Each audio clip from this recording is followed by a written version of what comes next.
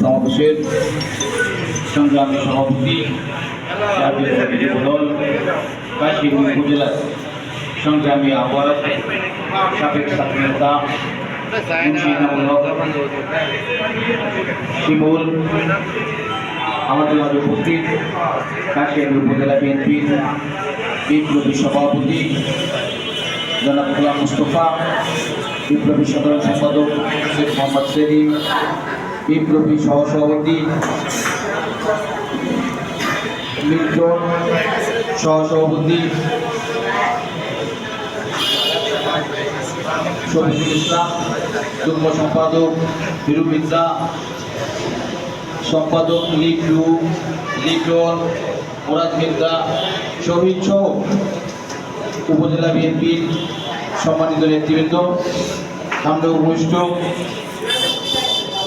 জাতীয়তাবাদী যুবদল কাশিয়ানী উপজেলার বিভিন্ন ইউনিয়ন থেকে আগত এবং এই সদর ইউনিয়নের বিভিন্ন গ্রাম থেকে আগত যুবদলের শুদ্ধ সৈনিকেরা, আমাদের মাঝে উপস্থিত রয়েছেন কাশিয়ানী উপজেলা যুবদলের বিপ্লবী সদস্য সচিব আরিফুর রহমান পাবেল, বিপ্লবী যুগ্ম আহ্বায়ক ইমরান শিকদার সহ অসংখ্য যুবদলের নেতৃবৃন্দ, সবাইকে জানাই আমি আমার ব্যক্তিগত পক্ষ থেকে সংগ্রামী শুভেচ্ছা এবং বিপ্লবী অভিনন্দন।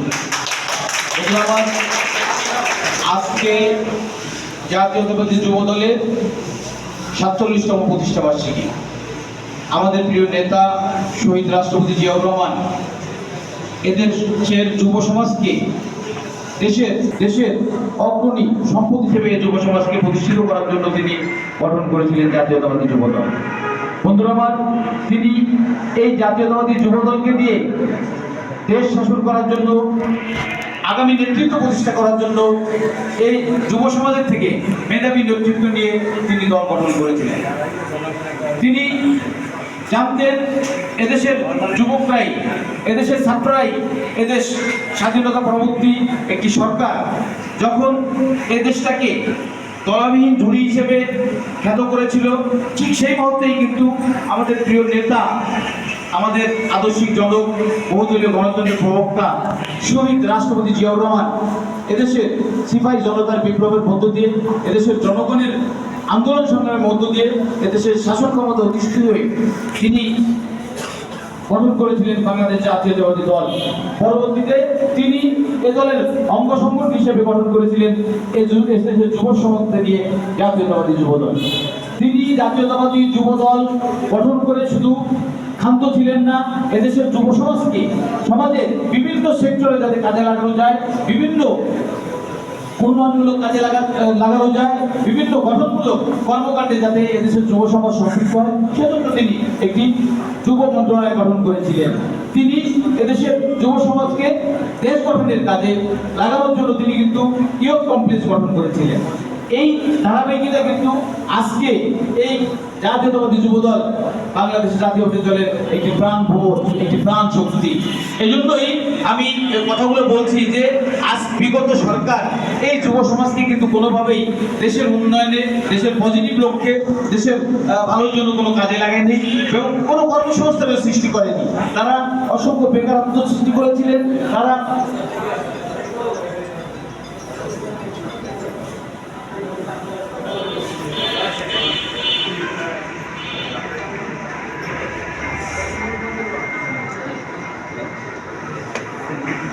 দেশের বাইরে একটা প্রকাশ্যে দেয় জন্য ফোনটা করলাম। তা এ কারণেই আমি যে জিনিসটা বললাম যে আপনারা দেখবেন বিগত 16 বছরে এদেশের যুব সমাজ, ছাত্র সমাজ যেভাবে হতাশাগ্রস্ত হয়েছে, বেকার হয়েছে, কর্মসংস্থানহীন হয়েছে, এটি পূর্বে কিন্তু কখনোই এটা হয় নাই।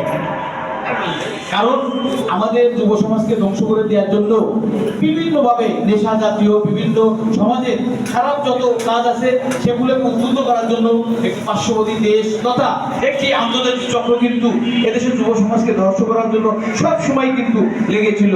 আল্লাহর অশেষ রহমত, এদেশের যুব সমাজ, এদেশের ছাত্র সমাজ, এদেশের জনগণ ঐক্যবদ্ধ হয়ে আজকে সেই সরকারকে এদেশ থেকে বিতাড়িত করেছে।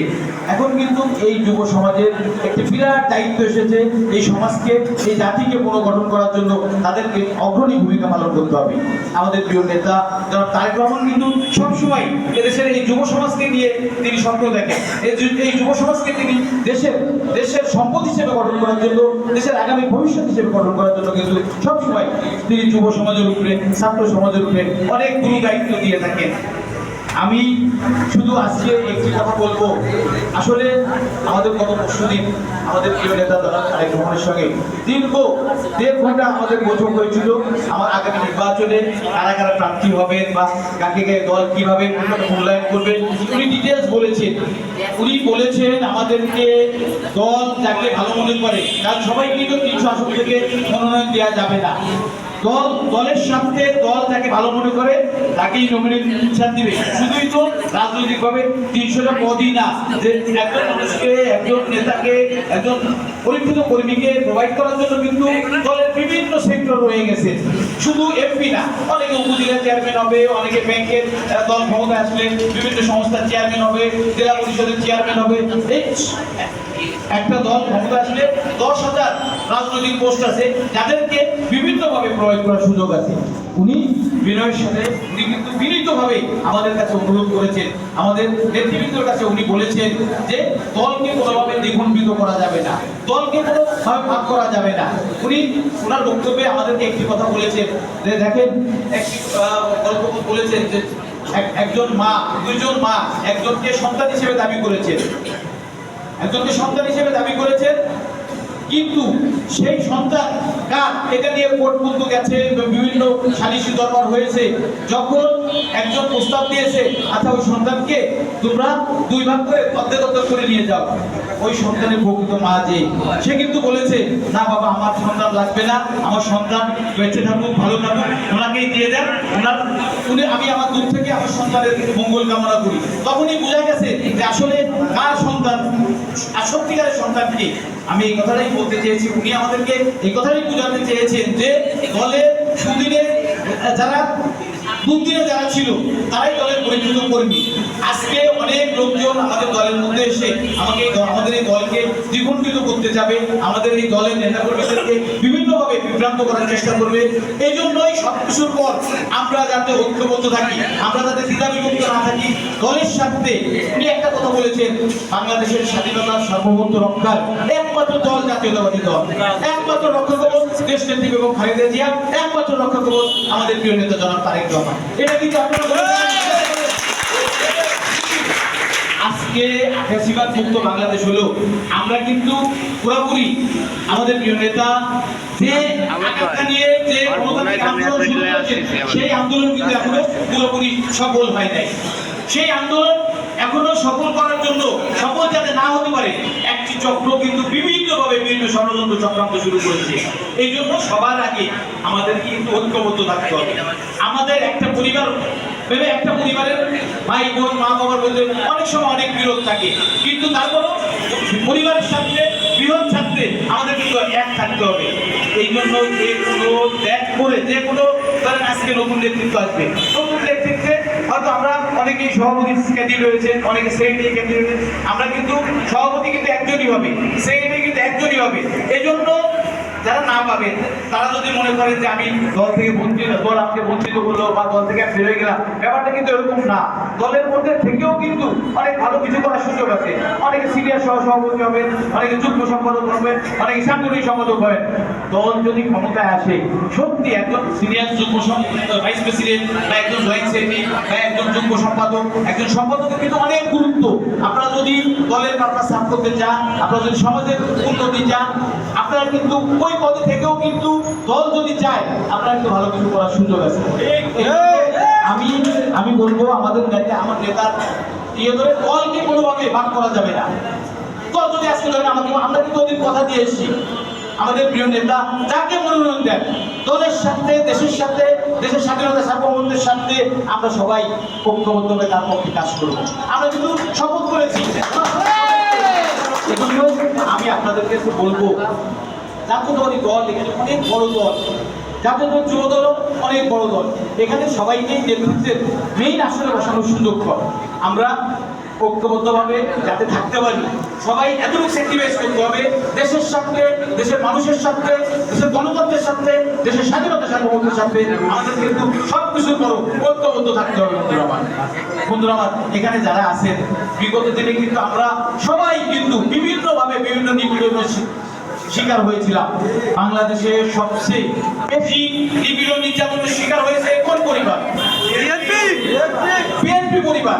এবং আরো তার চেয়ে বেশি আমাদের বিএনপি সবচেয়ে বেশি ক্ষতিগ্রস্ত ও সবচেয়ে ক্ষতিগ্রস্ত পরিবার, সবচেয়ে নির্যাতিত পরিবার জিয়া পরিবার।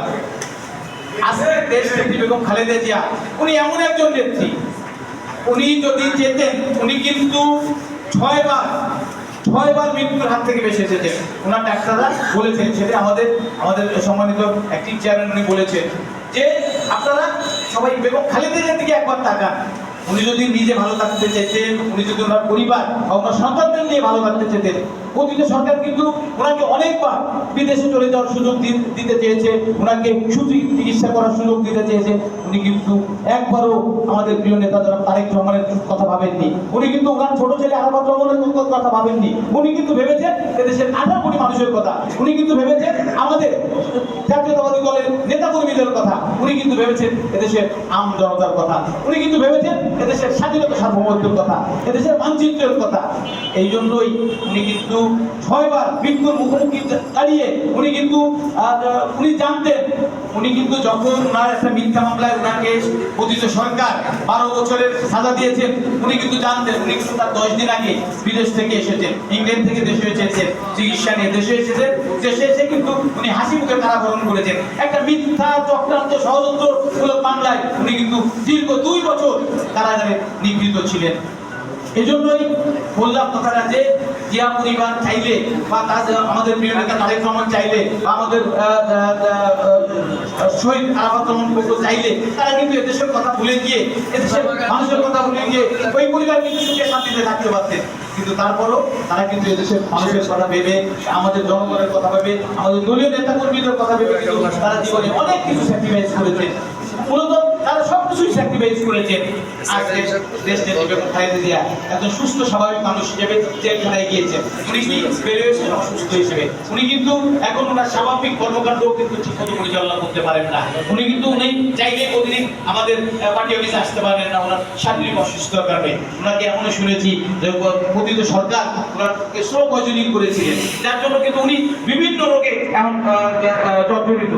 এই জন্য আপনারা সবাই আমাদের প্রিয় নেত্রী দেশ নেত্রী বেগম খালেদা জিয়ার জন্য দোয়া করবেন এবং ওনার যে স্যাক্রিফাইস এ জাতির জন্য, এ দলের জন্য, আমাদের জন্য, সেই স্যাক্রিফাইসের দিকে তাকিয়ে আপনারা সকল বিরামে ভুলে গিয়ে, সকল অনৈক্য ভুলে গিয়ে আমরা এক হয়ে দেশের স্বার্থে, দলের স্বার্থে, আমাদের প্রিয় নেত্রী দেশ নেত্রী বেগম খালেদা জিয়ার স্বার্থে, আমাদের প্রিয় নেতা যারা তারেক রহমানের স্বার্থে আমরা সকলে এক এবং ঐক্যবদ্ধ থাকবো।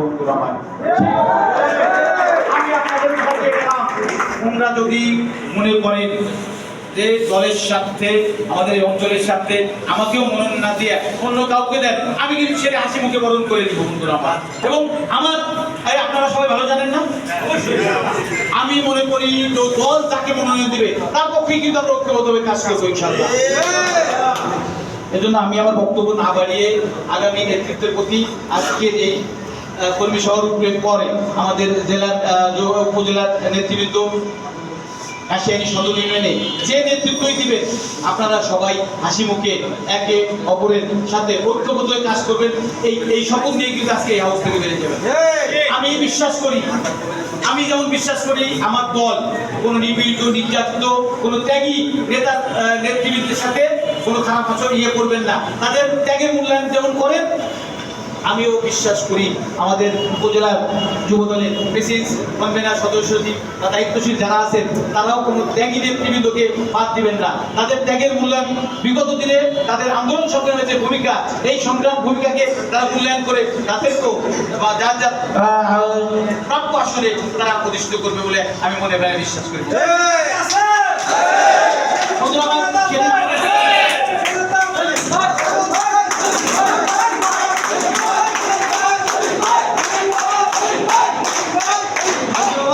সেদিন আমাদের প্রিয় নেতা আগামী বাংলাদেশ যারা তারেক রহমান একটি কথা বারবার বলেছেন, ষড়যন্ত্র চক্রান্ত কিন্তু এখনো থেমে নেই। কারণ অতীত যারা সরকার ছিলেন, তারা 16-17 বছর সরকারে ছিলেন, তারা কিন্তু এদেশ থেকে অনেক অর্থ নিয়ে গেছেন। অতীত সরকারের কোনো তারা এখনো কিন্তু অনেক লোকজন রয়ে গেছেন, তাদের কিন্তু সকল ব্যবসা বাণিজ্য, সকল সঞ্চয়কৃত টাকা, জায়গা জমি সবই কিন্তু রয়ে গেছে। তাদের সেই টাকা দিয়ে তারা এখনো নব্য যারা ক্ষমতায় যাওয়ার জন্য অধীর অস্থির হয়ে গেছে, বিভিন্নভাবে বিএনপিকে ছোট করার জন্য, বিএনপির লোকজনকে চাঁদাবাজ বানানোর জন্য বা বিএনপির নেতৃবৃন্দকে নিয়ে বিভিন্ন চক্রান্ত ষড়যন্ত্র করার জন্য একটি শক্তি কিন্তু উঠে পড়ে লেগেছে। বন্ধুরা আমার, আমরা একটা জাতীয়তাবাদী পরিবার, আমাদের মধ্যে ভুল বোঝাবুঝি থাকবে এবং সেই ভুল বোঝাবুঝিটা যাতে কোনোভাবেই আমরা এই ঘরের বাইরে যেয়ে প্রকাশ না করি। আমরা এই ঘরের মধ্যে ঝগড়া করবো, জাতি করবো, আবার একসাথে গোলাগুলি করে এই ঘর থেকে বেরিয়ে যাবো। এই জন্য আপনাদের প্রতি আমার আহ্বান থাকবে, ফেসবুকে নিজের দলীয় লোকজন নিয়ে বা জাতীয়তাবাদী আদর্শ ধারণ করে এমন কাউকে নিয়ে নেগেটিভ কোনো মন্তব্য করবেন না। একটা দলের গ্রুপিং থাকবে, প্রতিযোগিতা থাকবে, কি তার অর্থই নয় সে আমাদের শত্রু বা সে আমাদের মিত্র।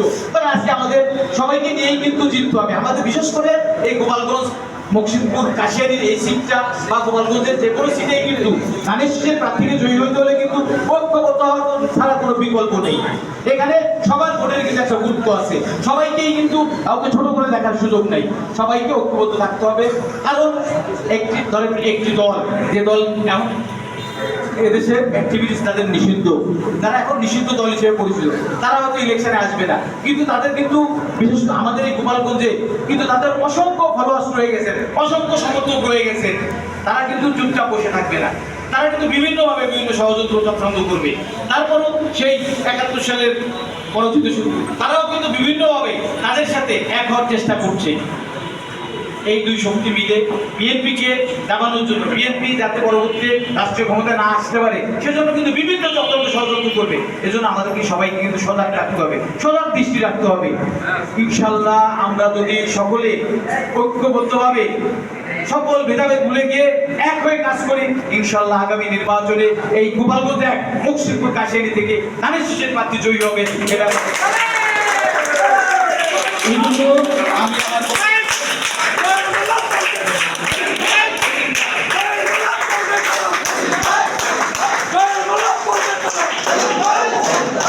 ইনশাআল্লাহ আগামী 2-3 দিনের মধ্যে আমাদের এইখানে আপনারা যে সংখ্যা আছেন এটা নির্ধারিত হয়ে যাবে ইনশাআল্লাহ।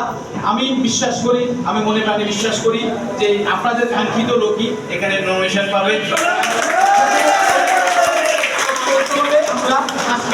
এটাই হোক আজকে আমাদের শপথ। এই জন্য যেহেতু ধরে রাজনীতির প্রতিযোগিতা থাকবে, আমাদের উল্লাসিত হওয়ার কোনো কারণ নাই, আমাদের মিষ্টি খাওয়ার কোনো দরকার নেই।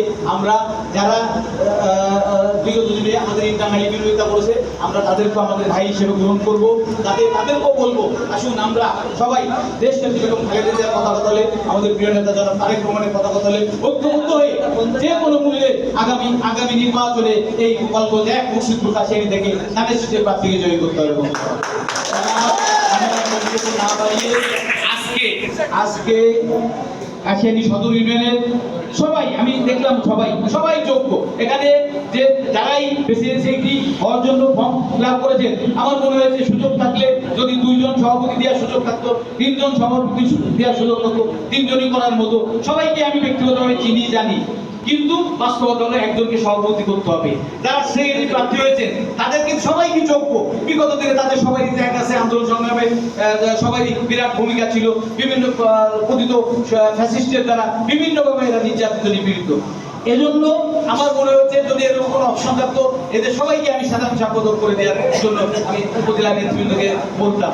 কিন্তু তারপর যেহেতু আমাদের একাধিক, একজন সভাপতি, একজন সেক্রেটারি, একজন আমার মনে হয় প্রথমেই কনভেনার, সদস্যদ্বীপ বা দায়িত্বশীল যারা আছেন যুবদলের সবাই আমাদের সব ক্যান্ডিডেটদের নিয়ে একসাথে বসে আপনারা যদি কম্প্রোমাইজ করে একটা সমাধানে আসতে পারেন, আমার জন্য সবচেয়ে মঙ্গলজনক হয়, সবচেয়ে ভালো হয়, সবচেয়ে বুঝে এবার যে জয়েন্ট সেক্রেটারি পরবর্তী হিসেবে সেক্রেটারি, এটাই স্বাভাবিক। আর এই কমিটি তো সারা জীবনের জন্য না, এই কমিটি আগামী 2 বছরের জন্য বা আগামী 1 বছরের জন্য এই কমিটি হবে। এই জন্য আমার মনে হয় আমার উপজেলার আহ্বায়ক, সদস্য সচিব, যুগ্ম আহ্বায়ক যারা আছেন এবং যুবদলের আমাদের বিএনপির প্রেসিডেন্ট সেইটি আছেন, আপনারা একটু বসে এদের সাথে বসে যদি আপনারা কম্প্রোমাইজ করে একটা কমিটি, সুন্দর কমিটি দিতে পারেন, এটাই সবচেয়ে আমাদের জন্য মঙ্গলজনক হবে বলে আমি মনে করি।